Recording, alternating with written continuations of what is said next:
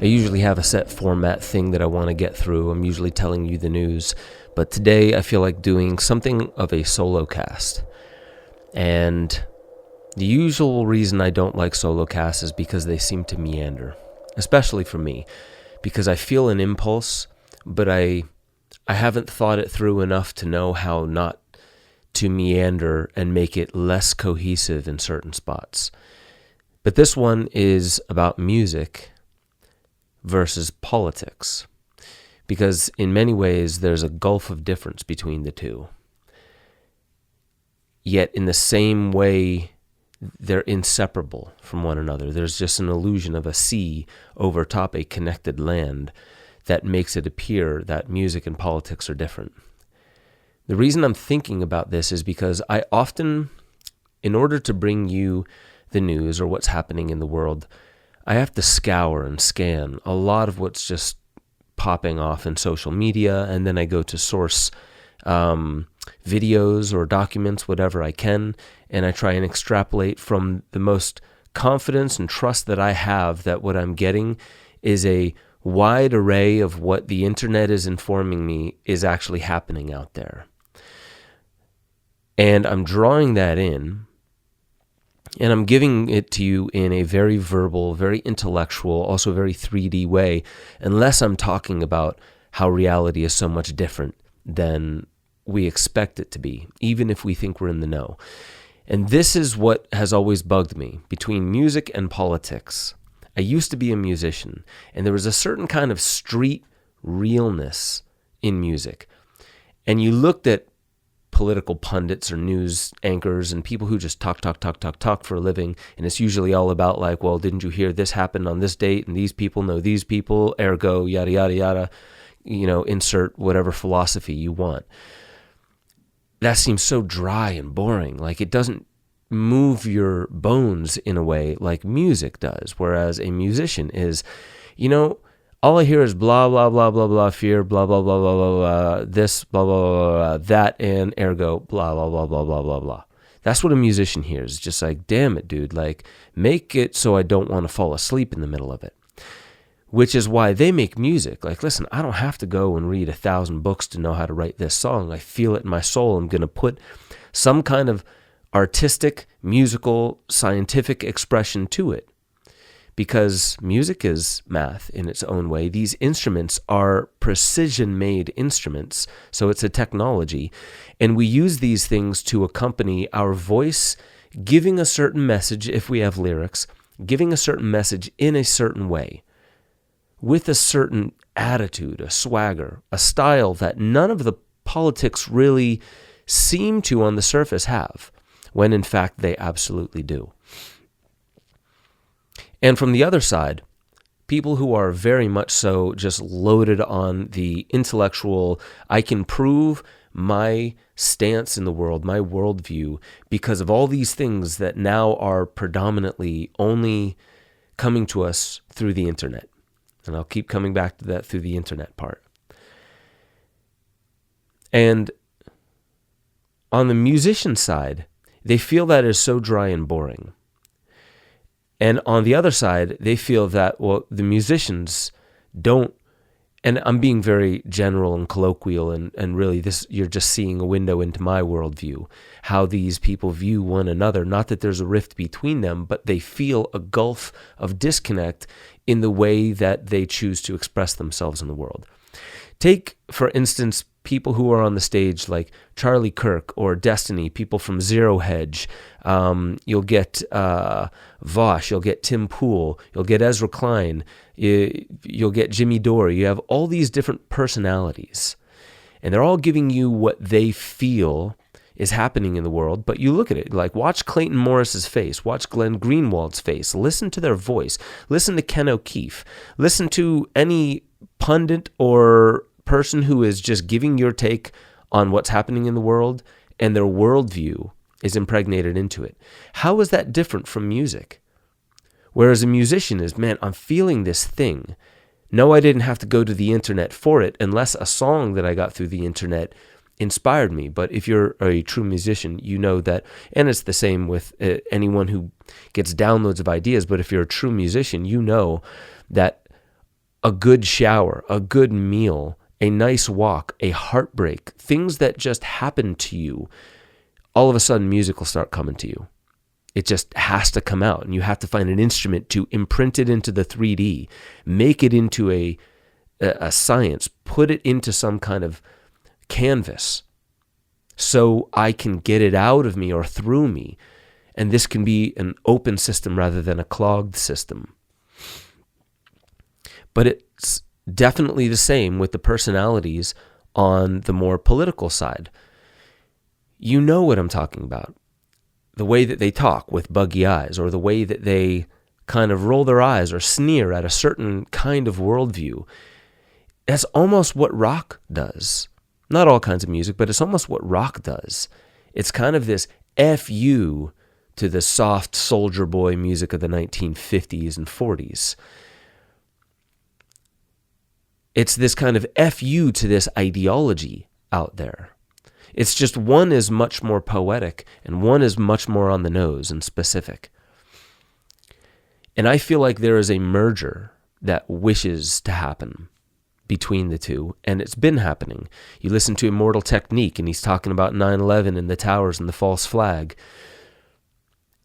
That is a great example of where the politician, the political pundit, the talker, and the musician meet. Because getting more on the nose, it can seem like, yeah, dude, now it just sounds like you're just reciting Alex Jones with a rap beat behind it. Yeah, it's a lot more clever than that. It's got a lot more attitude impregnated into it than that. And it's the same thing with somebody who can get up there like Charlie Kirk, like Tim Pool. They'll get up there on a stage and they'll just start going and riffing, and they're perfectly comfortable in front of people. And when they drop into it, they can draw from different parts of their life, and they're kind of getting whimsical and artistic with the way that it rolls out of them. Those kinds of things are no less musical. We just don't fully hear the music in them. Oftentimes, we translate it in our body as a worldview, and it tickles the amygdala, and it starts to reach at our brainstem and down in our gut, just like music. But it does so in a way that causes for us to move our bones differently than music does. Music is like, this is a 3.5 minute song. You have 3.5 minutes to dance around to it if you're going to dance to it. And maybe later you'll put it on repeat. So I'm not going to say that once the 3.5 minutes is over, your chance is gone. But you think of politics, you realize, maybe you hear me even repeating with buggy eyes saying like, are you prepared for supply chains to shut down should something like that happen? I say that because I want to move your bones. I want you to get out there and buy some extra food just in case. I care about you. Many of you I've never even, actually the vast majority I should say, I've never met in person. But I no less care about you. There are those who are supporting me in doing this channel that I may never meet.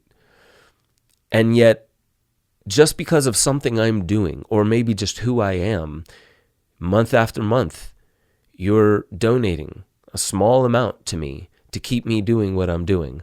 Therefore, I care about you. So, yeah, I could just bring you music. I love music. I've been playing music. I've been less confident about it now because when I left my band back in 2011, Hyrosonic, check it out on Spotify if you want.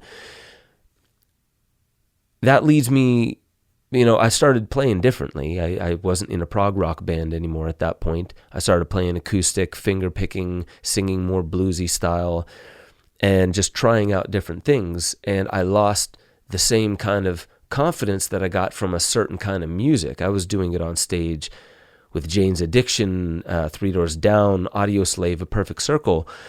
And now sometimes I feel kind of shy sharing a song in front of my kids because I hear a mistake in it or my voice isn't really reaching the soul that the lyrics deserve. And I only say all of that to say that we go through these cycles. Sometimes we're more musical. And it's more about really just like, if you feel it, you feel it. I don't have to prove anything to you. I'm not going to run down a list of what I heard on Redacted and then, System Update, and I saw this one on Rumble and this one on social media to prove to you something's happening in the world, to move your bones, to get you to the store, to buy, ready straws if you need a drink out of a puddle one day. I want to do that for you, but I don't want to be alarmist always. Sometimes I want to move you in an inspiring way. Hence the inspiration for this solo cast. I guess what I'm really trying to say is, for all the distinctions that music and politics have, and who was that guy, Oliver, Anthony Oliver, is it? You know the song that got super popular this year, this guy, Rich Men North of Richmond. That's another example, like Immortal Technique, of getting to the heart of something. I don't know if you saw, there was a reaction video to that, which was like 20 different popular podcasts, African Americans, whites, you name it. There was diversity watching it. And each of them were like, damn. Some of them were crying, and some of them like, shit, that reaches me in a new kind of way. Like, they're really speaking to the streets as well. This guy, Anthony Oliver. That's powerful music. And it's just impregnated into singing a song. You could do that. Neil Young did that. A lot of people have done that in the past. Pink Floyd was great at it, and they didn't even have to be super specific about what they were talking about. Listen to Have a Cigar. Think of the underlying message of that song. And feel why Pink Floyd felt it necessary to drive that into millions of people's ears and into their bones. Think of why people like Tucker Carlson, whether you like him or hate him, Anderson Cooper, whether you like him or hate him, all these pundits on the left and right, people that you probably completely disagree with, all the way to the ones you are absolutely like, oh, they're a truth seeker and, I support them to the end. Respect all of them for the fact that they're getting up there and they are laying down the music of their soul. Their ideology is coming out in full force. Could they be a little bit more artistic? Sure. Would that be a net positive to what their soul is telling them to be? Who knows? So a lot of the times when we dislike somebody on the other side of the aisle, we're constantly doing so by logical fallacy, tearing down the way they dress, the way they talk, all these little things that we find super annoying about them. And we maybe don't say that to other people, but deep down inside, our ego is like, yeah, F, Anderson Cooper, this blah, blah, blah, supporting blah, blah, blah, or, oh yeah, you think Tucker Carlson is any better? Haven't you heard that he blah, blah, blah, blah, blah, blah. And oftentimes it's fear that drives us to classify something or someone in a way that doesn't respect their higher self. I'm guilty of that. There are so many people in the world we think need to be brought to justice. But I don't think we understand that in order to do that, there needs to be balance. This is why I'm calling the episode Harmony in Politics. And I mean that to the truest sense of harmony is not just something that's not out of tune with, but something that also meets a resonant alternate tone, like an overtone. Everyone's voice, when you speak, you have overtones, whether your ears can pick up on it or not. I actually had somebody in Costa Rica teaching me how to pick up on it, not just in singing, but in speaking. But harmony in politics means that the left understands the right and respects them enough, that the right understands and respects the left enough to get over some of the stupid, egotistical, logical fallacies we unconsciously and very secretively place upon the enemy. The Klaus Schwabs, the Bill Gates, all the people that we hate because the internet told us something and we believed it. Real music is about unleashing the shackles, taking off the unnecessary armor, not becoming so vulnerable that we are weak in the face of something beyond what we were able to imagine might happen to us should we let that armor go. But like the surfer, they don't go completely limp, right? They're controlling the board, but they have no illusion around the fact that they are not controlling the wave. They're harnessing its energy. That's what I wish for you to do. I want you to find your art. I want you to find harmony in the way that you view the world. Even if there are things that you could say the world is chaotic and it's screwed up, if you don't actively seek what is already harmonic about what's going on, then you'll never get the riddle and you'll never transcend yourself, which is the point of music and politics. I wish that for you. I wish that for all of you, even and especially the ones that I or others would call the enemy. Because true harmony, true beauty, the most amazing way this could go down is not all the people we find to be the infidel die horrifically and their names get smeared forever. That's not a beautiful outcome. A beautiful outcome is those who have installed fearful patterns and harmful patterns upon others, indifferent to the pain and suffering that they inflict, also deserve a chance to transcend themselves. I know that might be very hard to hear, but those we hate does not mean that God hates them, that Mother Nature hates them. And there might be something in store for them that is beyond the unconscious or conscious black magic you must play in your mind when you actually hate somebody and want bad for them because of the internet. I hope you find more harmony in the politics that you see in the world, and I hope you find more political meaning in the music that you hear out there. It'll just make you more of a conscious person and holistic, because, last thing I'll end on, harmony. Think of cymatics. Especially in those cymoscopes, there's a little droplet of water and they pump a frequency into it. So you're seeing this round vibration, and it looks perfect. It's symmetrical. It's geometrical. It is awe-inspiring. That is us. And then you put that vibratory pattern on different shapes, and you come to find out that that's why cheetahs have their spots and other cats have their stripes. That's why turtles' shells form the way that they do. That's why our brain and the symmetry of our body forms the way that it does. We are music and we are politics. We do have a mind and we do have bones that we shake. We do get scared. We do feel inspired. None are right or wrong. It's the way you put them together and choose to spend your time oscillating back and forth between the two that make the music of your soul your real art form. You're not here to make the mark you thought you were supposed to make years ago when you were wondering how much money you're supposed to make, how many kids you're supposed to have or not, where you're supposed to be living, what you're supposed to be doing with your life, how many accomplishments and accolades you've achieved. Let all that wash away into the thing that feels most alive for you right now, today. Not back then when you made this contract with yourself. Right now, you know what the music and politics of your soul are telling you to engage with. What's most important? That may be your family, your kids, your job, a holistic overview of all of it. But only you know that.